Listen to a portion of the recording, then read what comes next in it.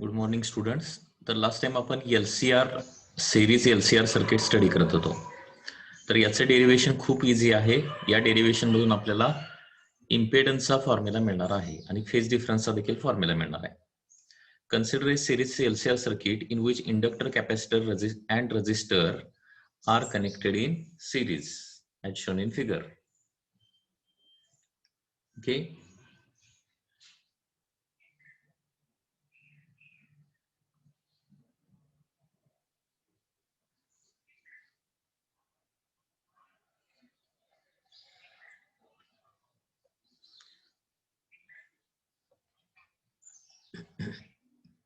Inductor, capacitor and resistor are connected in series to alternating EMF E is equal to E naught sin omega t. म्हणजे इथं alternating EMFचं आपल्याला equation मिळालेलं आहे. E is equal to E naught sin omega t. आता याच्यावरून आपल्याला करंटचं equation देखील काढायचं आहे. ठीक आहे. Let EL is EMF across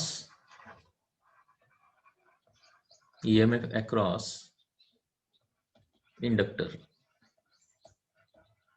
EL is EMF across inductor. EC is the EMF across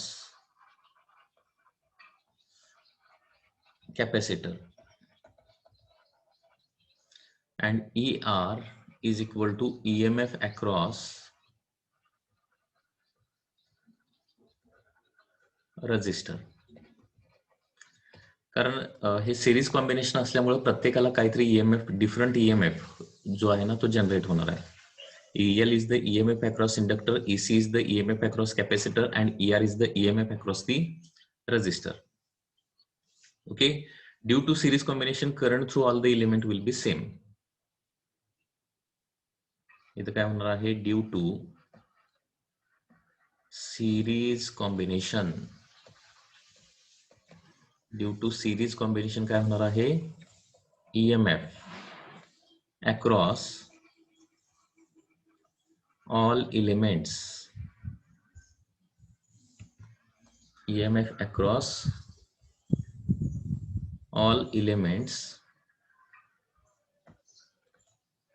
will be, sorry, mistake. Okay, due to series combination काय होणार आहे, current through all element,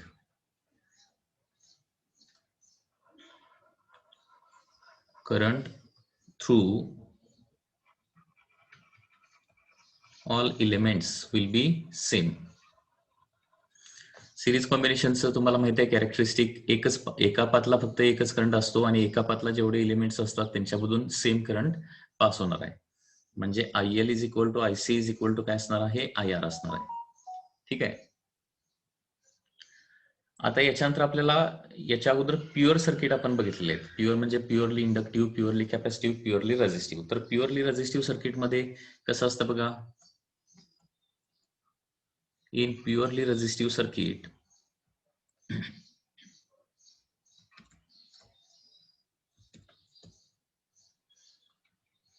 EMF and current are in phase. बरोबर. Okay. Purely resistive सर्किटमध्ये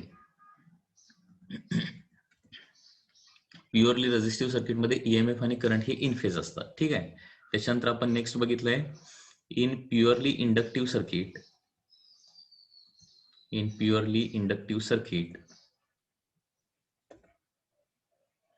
purely inductive सर्किटमध्ये काय होणार आहे, तर EMF is leading, EMF leads current by pi by 2, and purely capacitive circuit,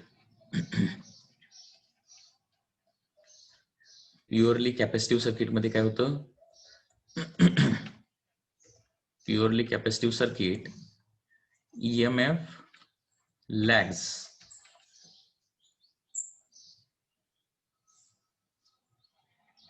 behind current by pi by 2. He information already आपण study केलेली आहे, हे डेरिव्हेशन ऑलरेडी आपण स्टडी केलेले आहे आणि याचा वापर या डेरिव्हेशन मध्ये आपल्याला करायचा आहे.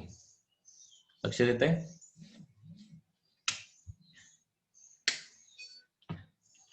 म्हणजे पुन्हा एकदा बघा, सिरीज कॉम्बिनेशन मुळे सगळ्या एलिमेंट मधला करंट सेम असणार आहे.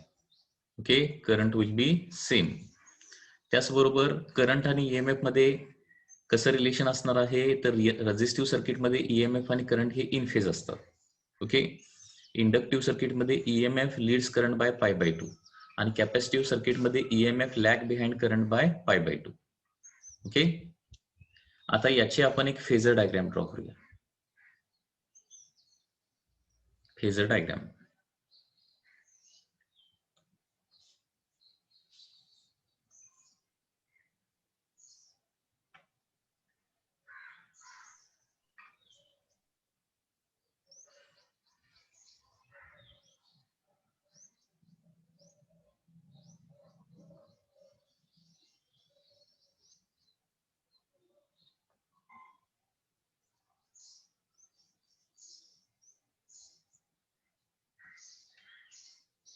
कारण हे हा जो डेरिव्हेशन आहे ते फेजर डायग्राम वरूनच सॉल्व्ह होत आहे.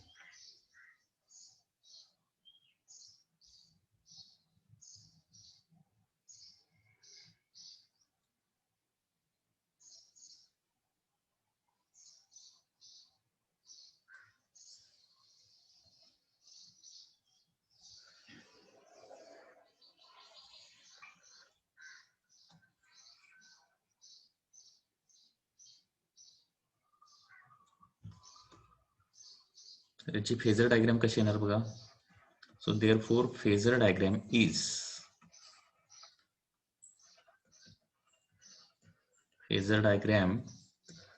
For LCR circuit is. आता इथे एक आपण चेंज करणार आहे, तो चेंज म्हणजे काय, करंट जो आहे ना, तो करंट आपण काय करणार आहे, अलॉंग एक्स ऍक्सिस दाखवणार आहे. Current will B along the x axis. कारण सगळ्यांच्या मध्ये करंट सेम आहे म्हणून सेम टर्म जी आहे ना ती अलॉंग एक्स ऍक्सिस घेणार. So current will B along the x axis.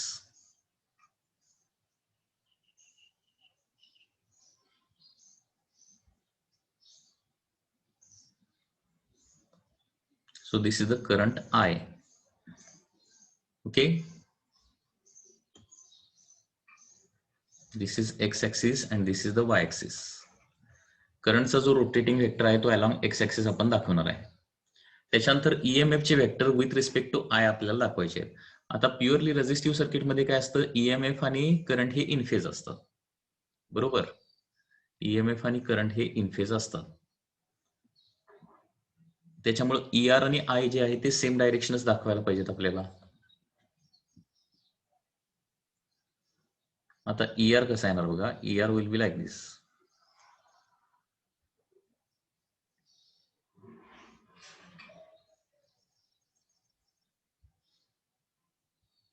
This will be ER.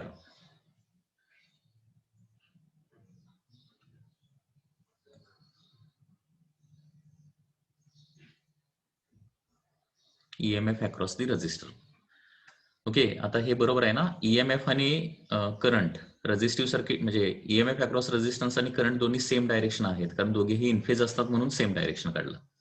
त्याच्यानंतर इंडक्टिव्ह सर्किट मध्ये काय होतं, EMF लीड्स द करंट म्हणजे EMF lead current by pi by 2 म्हणजे EL कसा दाखवावा लागेल मग आता, EL अलॉंग वाय ऍक्सिस दाखवायला पाहिजे ना, कारण प्लस पाय बाय 2 EMF लीड्स असतं. त्याच्यामुळं हे अलॉंग वाय ऍक्सिस दाखवावं लागणार आहे. It will be like this.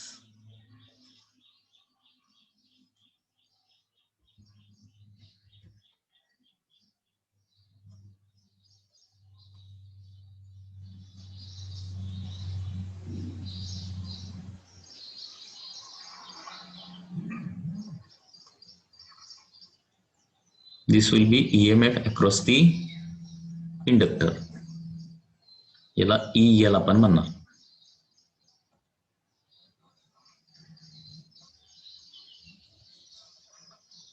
EMF across inductor बरोबर EL बरोबर आहे ना. हा फेज डिफरन्स किती आहे करंट आणि ईएमएफ याच्यामध्ये काय आहे +π/2 चा फेज डिफरन्स आहे. आणि कॅपॅसिटरला असणारा जो ईएमएफ आहे तो ईएमएफ लॅग्स असतं ना कॅपॅसिटिव्ह सर्किटमध्ये. EMF lag behind the current म्हणजे तो खाली काढावा लागेल. आता याच्यामध्ये EL आणि EC याच्यामध्ये कोणतरी एक जास्त किंवा कोणतरी एक कमी असणार आहे. Okay.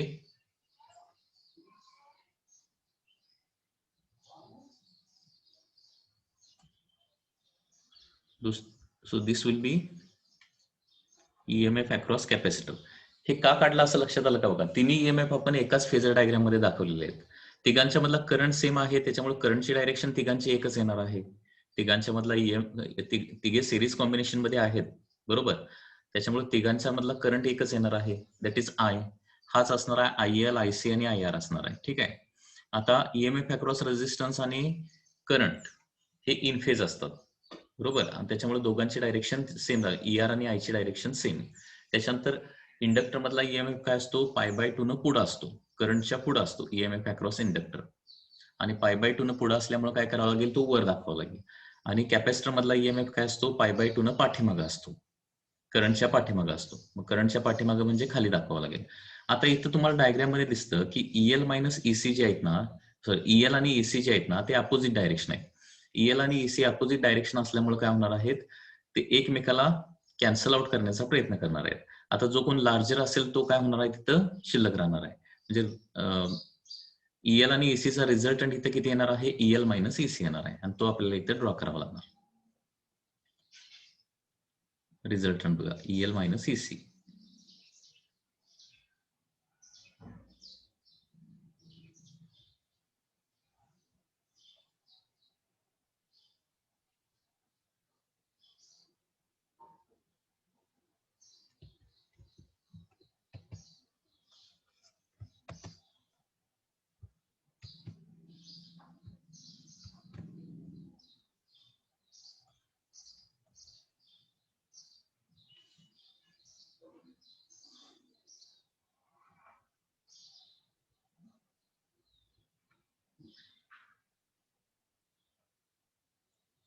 This is the EL - EC.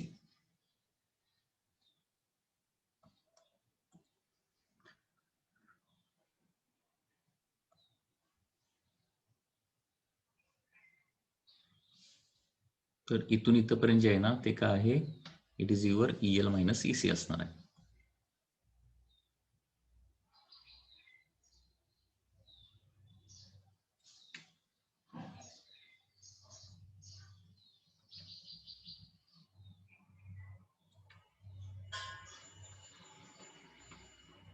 EL - EC. ठीक आहे. आता EL आणि EC चा रिझल्ट नंतर EL - EC झाला. आता EL - EC आणि ER या सगळ्याचा मिळून रिझल्टंट किती येणार बघा. सगळ्यांचा रिझल्टंट. तर त्याच्यासाठी आता ही डायग्राम आपल्याला कंप्लीट करावं लागेल या पद्धतीने.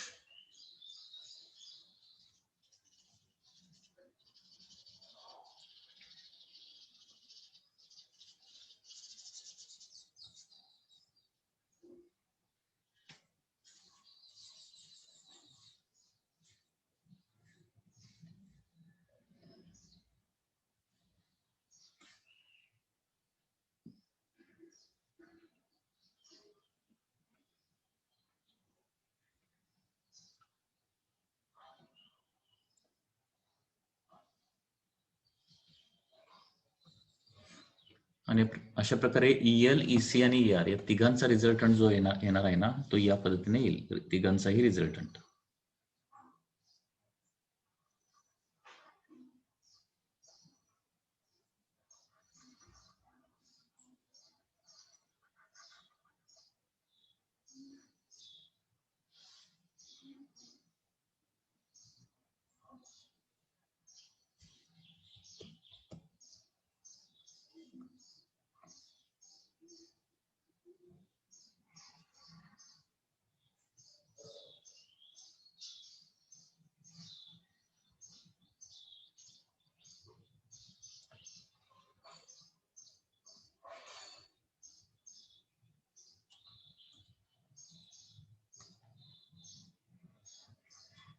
हा झाला resultant EMF, that is E.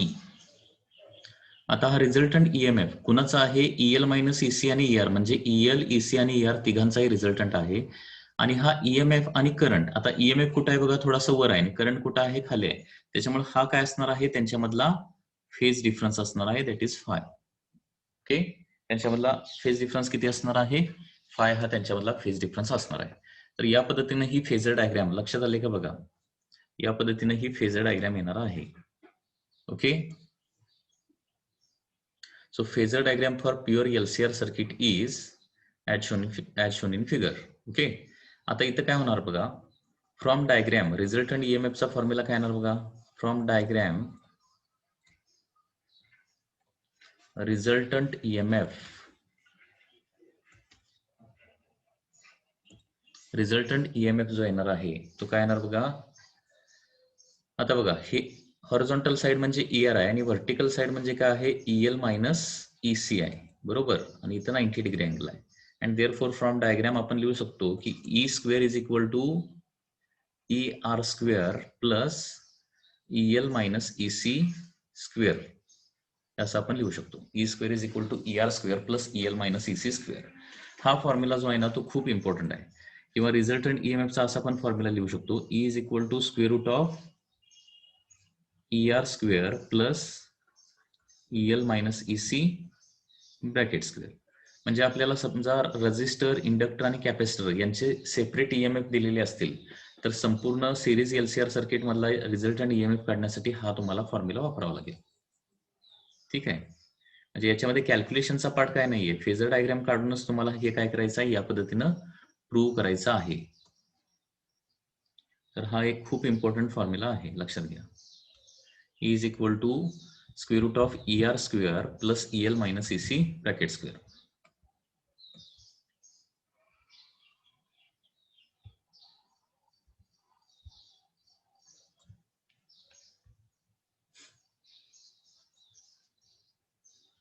E is equal to square root of ER square plus EL minus EC bracket square हा रिझल्टंट EMF चा फॉर्म्युला येणार आहे.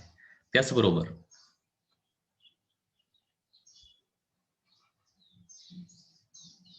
ऑल्सो इफ एक्सेल म्हणजे काय असेल, एक्सेल म्हणजे सपोज इंडक्टिव्ह रिॲक्टन्स असेल,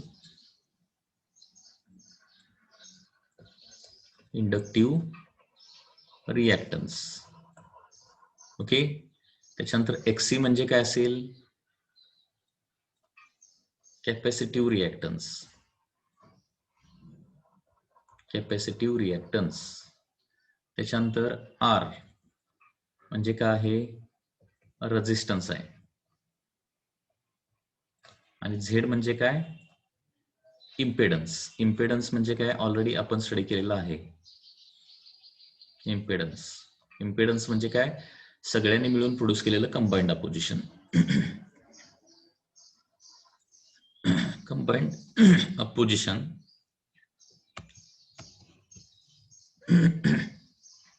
combined opposition to flow of current, flow of alternating current, combined opposition to flow of alternating current by inductor, capacitor and resistor. लक्षात आलं का बघा, खूप इझी डेरिव्हेशन आहे, लक्षात घ्या. ठीक आहे. आता इथं काय होणार बघा, therefore ER is equal to I into R आपण लिहू शकतो. ER is equal to I into R, म्हणजे EMF म्हणजे करंट इंटू रेझिस्टन्स. तसं EC म्हणजे काय लिहू शकतो, आय इंटू XC. आणि EL म्हणजे काय लिहू शकतो, आय इंटू XL. ठीक आहे. आणि त्याचबरोबर total EMF E is equal to I into Z. Total EMF E is equal to I into Z या व्हॅल्यू लिहू शकतो. हे सिमिलर टू ओहम्स लॉ आहे. Okay, voltage is equal to current into resistance असतं या पद्धतीनं. Okay, ER is equal to IR, EC is equal to IXC, EL is equal to IXL and E is equal to I into Z. आणि त्याच्यामुळं इथं काय होणार बघा, फॉर्म्युल्यामध्ये जर सगळं ठेवलं, आय इंटू झेड, ई म्हणजे I into Z, square root of ER square म्हणजे IR स्क्वेअर प्लस EC म्हणजे EL म्हणजे काय आहे, IXL minus IXC bracket square. आता संपूर्ण इक्वेशनला आपण आय न जर डिवाइड केलं, संपूर्ण इक्वेशनला आय न जर डिवाइड केलं तर काय होणार बघा, Z is equal to square root of R square plus XL minus XC bracket square. Okay, झेडचा फॉर्म्युला काय येतो, R square root of R square plus XL minus XC bracket square. So this is the formula for the Z. हा formula देखील खूप important आहे, लक्षात घ्या. Z is equal to square root of R square plus XL minus XC bracket square. तर इथं EMFचा formula मिळाला आपल्याला, झेड EMF रिझल्टंट EMFचा फॉर्म्युला मिळाला, त्याचबरोबर झेडचा फॉर्म्युला मिळाला, म्हणजे इम्पेडन्सचा फॉर्म्युला मिळाला. ठीक आहे. आणि करंट इन सर्किट जर आता काढायचं असेल तर करंट इन सर्किट काय येणार आहे बघा, therefore current in circuit I is equal to काय येणार आहे, E बाय झेड. एवढंच लक्षात ठेवायचं आहे. Current in circuit is equal to resultant EMF divided by opposition to flow of current Z. I is equal to E by Z एवढा current येणार आहे. ओके, त्याचबरोबर फेज डिफरन्स किती असणार आहे, EMF आणि करंट मध्ये फेज डिफरन्स किती असणार आहे, तर या डायग्राम वरून आपण काढू शकतो. आता फेज डिफरन्स फाय जर काढायचा असेल तर ट्रायंगल नुसार काय येणार बघा, phase difference between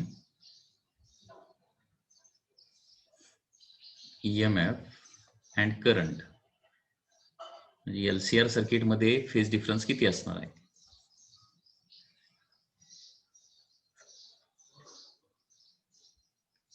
LCR circuit मध्ये फेज डिफरन्स किती असणार आहे. ठीक आहे.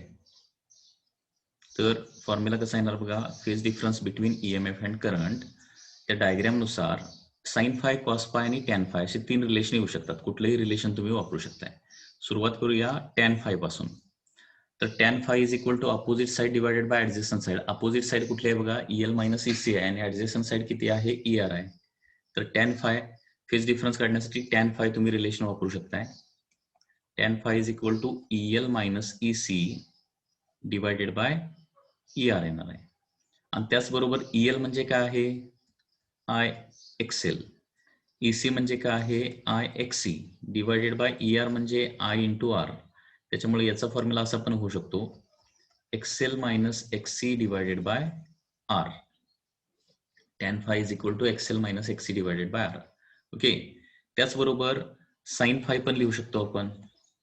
साइन फाय म्हणजे opposite side divided by hypotenuse, म्हणजे EL minus EC, opposite side EL minus EC येते ना डायग्राम मध्ये बघा ना, फायच्या opposite side EL minus EC divided by hypotenuse म्हणजे काय येणार, E येणार, डिवायडेड बाय E. आता पुन्हा एकदा IXL minus IXC divided bye IZ म्हणजे XL minus XC divided bye Z. आणि कॉस फायचं रिलेशन काय ते बघा, कारण हे तिन्ही फॉर्म्युले काही प्रॉब्लेम सॉल्व्ह करण्यासाठी आपल्याला आवश्यक आहे. Cos phi is equal to काय येणार आहे, that is adjacent side that is ER, hypotenuse is E म्हणजे ER म्हणजे आय इंटू आर आणि ई म्हणजे आय इंटू झेड, आणि त्याच्यामुळे काय येणार आहे, cos phi is equal to R by Z. Okay, so tan phi XL minus XC by R, sin phi is equal to XL minus XC divided by Z, आणि cos phi is equal to just R by Z येतं. Okay, म्हणजे एखाद्या problem मध्ये given information नुसार तुम्ही phase difference LCR circuit मधला काढू शकताय.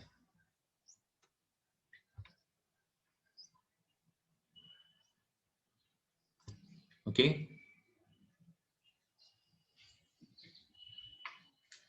लक्षात येत आहे. सो tan phi आणि याच्यावरून एक ट्रायंगल तयार होतो आणि त्याला काय म्हटलं जातं, इम्पेडन्स ट्रायंगल असं म्हटलं जातं. ओके, याच्यावरून एक ट्रायंगल जो तयार होतो त्याला काय म्हटलं जातं, इम्पेडन्स ट्रायंगल.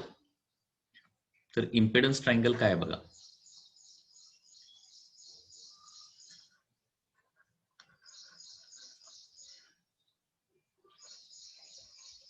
इम्पेडन्स ट्रायंगल म्हणजे इथं जे रिलेशन येतात ना, tan phi, sin phi, cos phi, याच्यावरून आपण एक ट्रायंगल ड्रॉ करू शकतो आणि त्याला काय म्हणायचं, इम्पेडन्स ट्रायंगल असं म्हणायचं.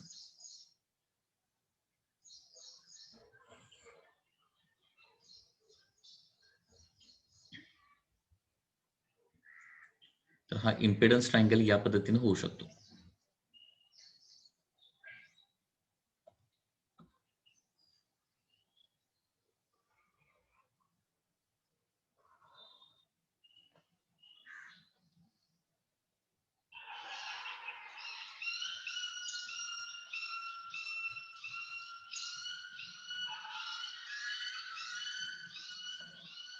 त्यावेळेला अनेक LCR सर्किटचे प्रॉब्लेम सॉल्व्ह करायला हा एकतर ही फेजर डायग्राम लागणार किंवा हा इम्पेडन्स ट्रायंगल लागणार आहे. तर या इम्पेडन्स ट्रायंगल मध्ये हे काय असणार आहे, फेज डिफरन्स असणार आहे. ओके, आता हा जर फाय असेल तर साइन फाय म्हणजे काय असतं, XL minus XC by Z असतं ना, तर अपोजिट साइड असली पाहिजे XL मायनस XC,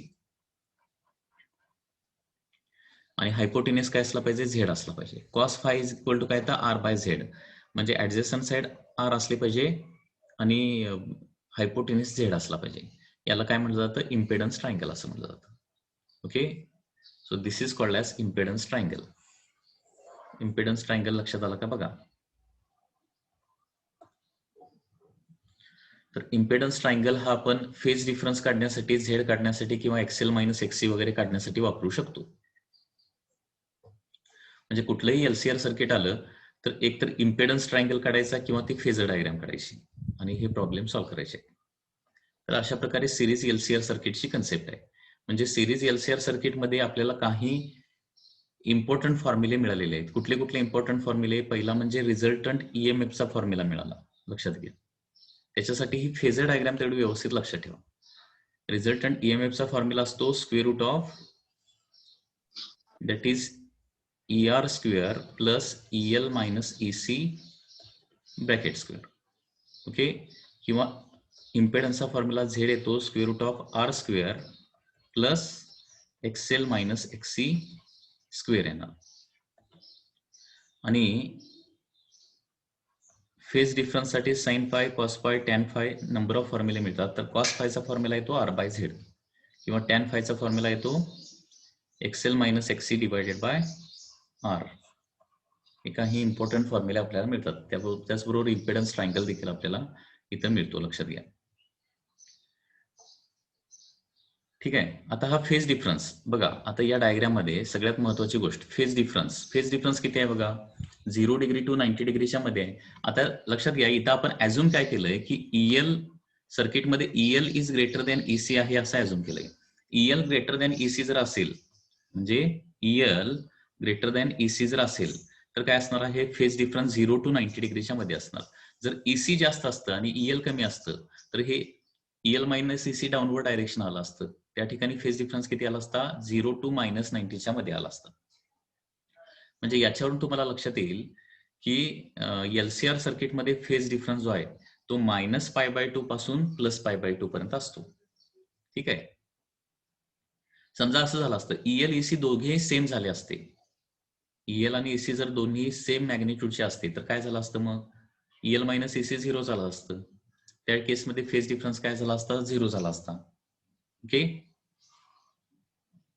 लक्षात येत आहे. सो फेज डिफरन्स जो आहे तो EL जास्त आहे का AC जास्त आहे त्याच्यावर डिपेंड असणार आहे.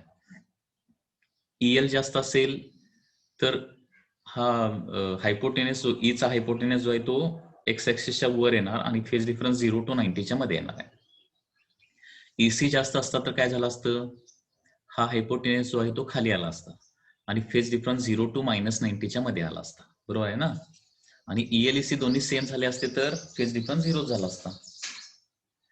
म्हणजे LCR सर्किटमध्ये फेज डिफरन्स जो आहे तो कसा होणार आहे, -π/2 to +π/2 च्या मध्ये कुठलीही व्हॅल्यू असू शकते.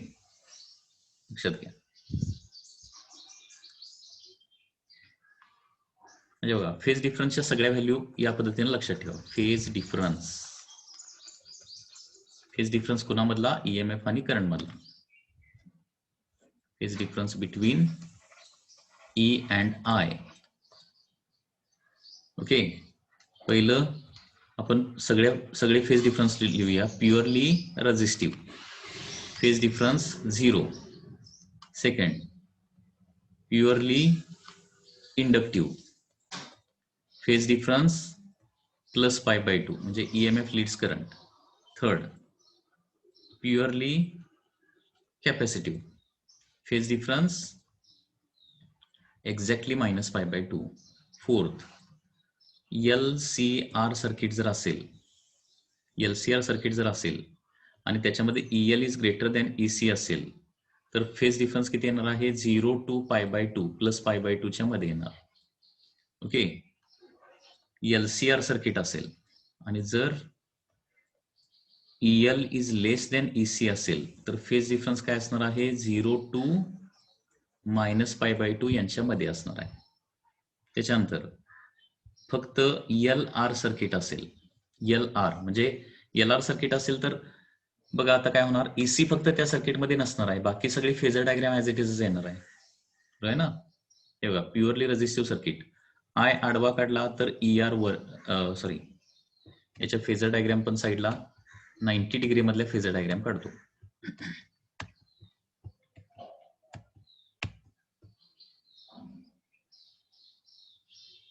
हे का प्युअरली रेझिस्टिव्ह सर्किट मध्ये काय होतं, EMF आणि करंट हे दोन्ही कसे असणार आहेत, इन फेजच असणार आहेत. प्युअरली इंडक्टिव्ह सर्किट मध्ये करंट असा असेल तर EL असा असणार आहे, 90 डिग्री +90 डिग्री. प्युअरली कॅपॅसिटिव्ह सर्किटमध्ये करंट जर असा असेल तर EC जो आहे तो असा असणार आहे. LCR सर्किटमध्ये EL ग्रेटर दॅन EC असेल तर हे I असं येणार आणि EL - EC वर येणार. ओके, आणि या सगळ्याचा रिझल्टंट असा येणार आहे खाली. I असा असणार, तिथे ER पण असणार आहे आणि इथं EL - EC पण असणार आहे आणि त्याच्यामुळे रिझल्टंट जो आहे तो असा येणार आहे. आणि त्याच्यामुळे फेज डिफरन्स बघा इथं किती येणार आहे, 0 to +90च्या मध्ये येणार आहे. ओके, हे जर सर्किट असेल तर काय होणार आहे, I या डायरेक्शन असणार, त्याच डायरेक्शन ER असणार आहे आणि EL - EC डाऊनवर्ड डायरेक्शन असणार आहे. आता EL जास्त असणार ना, EC जास्त असणार ना. EC जर जास्त असेल तर EC - EL ही मॅग्निट्यूड असणार आहे आणि रिझल्टंट जो येणार ना तो असा येणार आहे, खाली येणार resultant. Okay, that is 0 to -π/2. फक्त आता LR सर्किट असेल, LR म्हणजे LR सर्किटमध्ये बघा, आता LR सर्किटमध्ये पुन्हा एकदा I as it is, ER as it is. Okay, आणि EL जो आहे तो करंटच्या पुढे असतो, दिस इज EL. म्हणजे फेज डिफरन्स काय येणार आहे, पुन्हा एकदा LR सर्किट असेल तर फेज डिफरन्स इज 0 to +π/2 च्या मध्ये येणार आहे. आणि CR सर्किट असेल, CR, तर फेज डिफरन्स 0 to -π/2 च्या मध्ये असणार. कारण याच्यामध्ये काय बघा, करंट या डायरेक्शन येणार. ओके, ER तर त्याच डायरेक्शन असतो कारण इन फेज असतं आणि EC जे आहे ते डाऊनवर्ड डायरेक्शन येणार,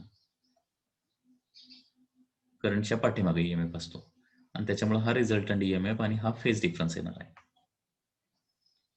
CR सर्किट अशा प्रकारे कुठल्याही सर्किटचा फेज डिफरन्स